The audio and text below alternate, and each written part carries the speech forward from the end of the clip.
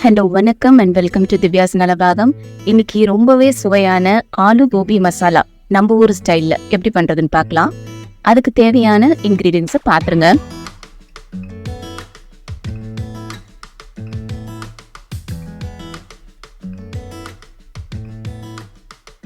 முதல்ல மசாலா ரெடி பண்ணிக்கலாம். அதுக்கு ஒரு கடாயில் ஒரு 2 டீஸ்பூன் எண்ணெய், 1 டேபிள் ஸ்பூன் உளுத்தம்பருப்பு, 1/4 டீஸ்பூனுக்கும் கம்மியாக வெந்தயம், 1/4 டீஸ்பூனுக்கு கம்மியாக கடுகு, ஒரு 1/2 டீஸ்பூன் சீரகம், ஒரு 2 டேபிள் ஸ்பூன் தனியா,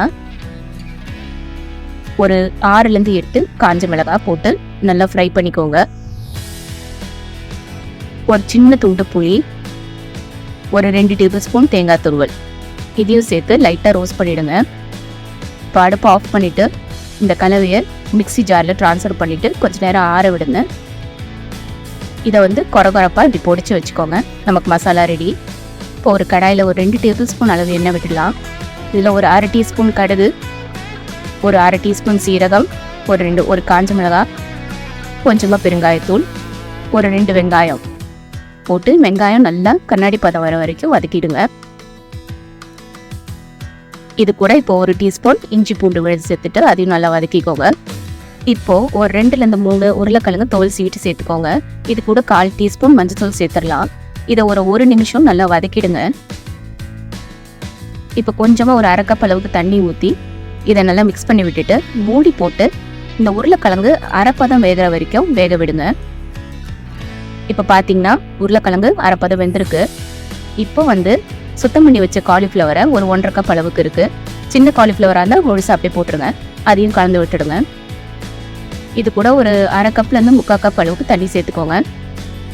இதையும் இப்போது மூடி போட்டு 2 காயும் நல்லா வேக விடுங்க. ஒரு 5 நிமிஷம் ஆகும். பார்த்தீங்கன்னாக்கா 2 காயுமே நல்லா வெந்திருக்கு. இப்போது இந்த தேவையான அளவு உப்பு, அரைச்சி வச்ச அந்த மசாலா பொடியும் சேர்த்துருங்க. இதை ஒரு 2 நிமிஷம் நல்லா வதக்கி கொடுங்க. மசாலா எல்லா காயிலும் நல்லா கோட்டாகணும். மிதமான தீயில வச்சுட்டு செய்யுங்க. இப்போ தேவைன்னா எண்ணெய் ஊற்றிக்கலாம். கொஞ்சமாக கொத்தமல்லி தழை தூவிட்டு இதை மறுபடியும் மூடி போட்டு மிதமான தீயில ஒரு 2 நிமிஷம் குக் பண்ணுங்க. நல்லா மிக்ஸ் பண்ணி விட்டுட்டு அடுப்பு ஆஃப் பண்ணிடுங்க. அவ்வளோதாங்க, ரொம்பவே டெலிஷியஸான ஆலு கோபி நம்ம ஊர் ஸ்டைலில் ரெடி ஆயிடுச்சு. இதை சாம்பார் சாதம், ரச சாதம், தயிர் சாதம், அப்புறம் சப்பாத்தி, நான் எல்லாத்துக்குமே நல்லாயிருக்கும். எப்படி இருக்குன்னு செஞ்சு பார்த்துட்டு உங்கள் ரூல்ஸை கமெண்ட்ஸில் சொல்லுங்கள். தேங்க்யூ.